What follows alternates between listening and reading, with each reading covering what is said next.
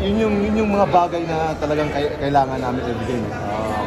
Hindi naman nila kailangan score ng malaki kasi knowing na dinidepensahan din kami yung mga kami ni Roger. So I think malaking bagay sila, crucial sila, nag-chip in lahat. Yun yung malaking bagay na nanalo kami ngayon.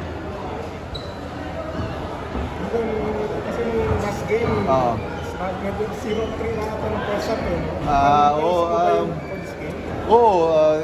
due to frustration sa sarili ko sa outcome ng game. Siyempre ayaw namin mag-behind, gusto namin tumabla yun, pero ganoon talaga tapos na yun all trouble din, so yun yung isang bagay din siguro, yun yung naisip ko rin after that game. Okay, thank you guys alam kong mahal ko kayo, alam niyo mahal ko kayo. Love you guys.